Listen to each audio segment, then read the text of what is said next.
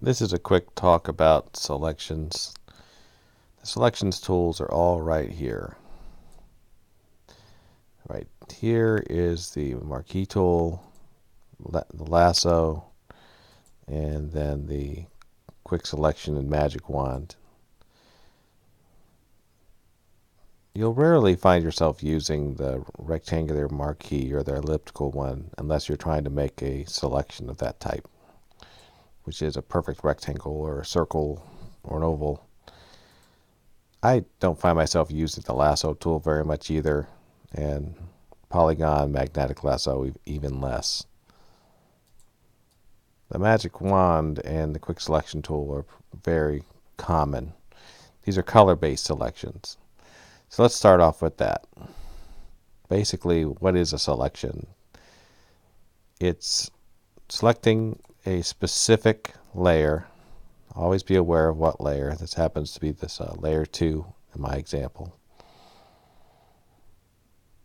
With the layer selected, you figure out how you want to cut it out.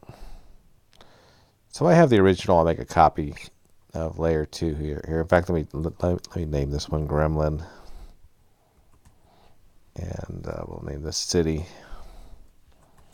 right here. I just double clicked to select these. I make a copy of the Gremlin so I have the original,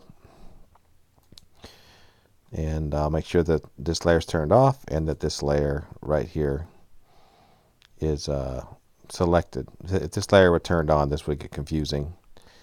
But the magic wand is what I'll start off with. This is a color-based selection, so it's based off colors. So it has a tolerance of 32 at the moment, so that means it'll select up to 32 similar colors. I just want to select white. Now if I select white, that'll actually select just about everything, because this is a relatively high resolution image. Now all I have to do is press delete, and it'll cut out all those pixels. Now this isn't going to happen all that often that you're going to have a selection like this. But the next step is crucial. You have to turn that selection off. So with the selection tool active, you can right click and choose deselect. But if you happen to move on to a different tool, when you right click, it won't be there anymore. So in that case, you'd have to go to the select menu and choose deselect, or press Control D.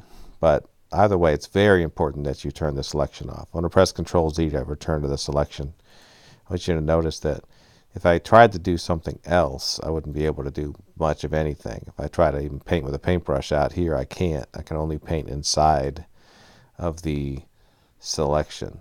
So, and that's not going to do me much good, painting inside the selection. It's not really something I want to do. My opacity is set to 26. For some reason, it's not showing me painting in the selection. Oh, yes, it is. There it is.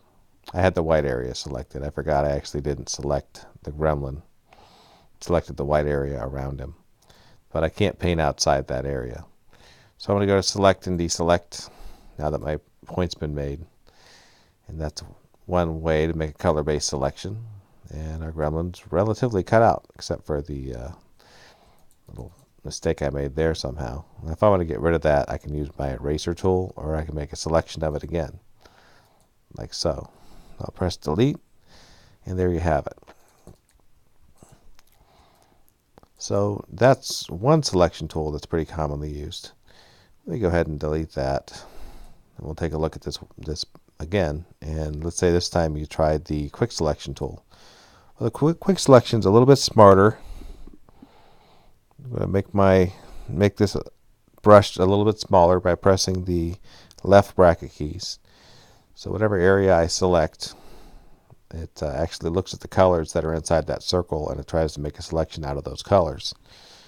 So if I go like this, it quickly starts to actually, I'm going to make this a little smaller with the bracket keys, the left bracket. It's pretty smart. It kind of figures out what colors are where. Now, the other method I just used is going to be more efficient in this case, but I still want you to see how smart the tool actually is. Now look, I ran into a problem. I'm selecting some things I don't want to select. too much right here. Now if I want to not select this area, I can go ahead and press the minus or subtract from selection button, just like that, and I could try and fix this area. One of my things that I do I don't actually use what are called quick masks all that often, but quick masks do exist. This is a quick mask right here. If I click this, I'll actually see a ruby length overlay, and it'll tell me and show me what I have selected. Again, this is not as efficient as the other method, as you can see already. The magic wand was the best choice for this. But I can turn it off just by going like this. By the way, Q does the same thing. And if I wanted to, I could zoom in here and I could try to select these fingers with that tool. Make sure you click on the plus add selection button right here. And then there we go. I'm adding to the selection. Make sure that you know what layer you're on. I pressed Control Z there. I made a little mistake. But this should continue to select based off what colors it thinks you're trying to go after. And those colors are based on whatever's inside that circle. Again, this is not as good of a selection as the last one, definitely. But you're getting the point. If I want to subtract this particular little part, I could try to select it minus and hit that spot. Again, it's not doing a very good job because it's such a small area. But if you're watching this video, you're starting to get the idea of how this selection tool works. At the end of the day, pressing delete like we did last time actually won't work, because we're not actually trying to delete him. We're trying to delete the background. So the question would be, how can we delete the background? Because this time we didn't select the white background. We actually selected the gremlin, which is what we were trying to get. Well, here's the trick. Yes, you could delete the white background by right-clicking and choosing Select Inverse, or going to the Select menu and choosing Select Inverse. That would work. But probably the best way, and this is not going to be a perfect cutout, is a keystroke that I know. Remember this one. If you have something selected, make sure you're on the right layer, and you press Control J. Control J will make a copy and a cutout out of whatever you had selected. And there you have it. Yes, we lost some digits right there, but the selection did work. Just not as well as it could have. But again, that's another way to make selections. I'm going to delete that, turn on the gremlin again, make a new copy, and repeat the magic wand. Again, the magic wand selects everything. If I press delete, I should be able to cut out our gremlin pretty perfectly. And I can then press Control D to deselect, or right click and choose deselect. So you might wonder why I chose this scene. Well, I'm going to make it look like it's a little bit 3D, as if he is a giant being, a Godzilla type creature. So how can I do that? Well, one of the ways is I could take this building here and here and try to bring these buildings in front of his feet. So a method you could use for that, that's pretty simple, is to, with the magic lasso here, I'm going to draw across there and try to capture this building, including this area. Actually, I wanted to cut off his toes right here, so that helps me with the next part, which is I can also set this as subtract and say, okay, I don't want this part to be there, so let me cut this out. All right.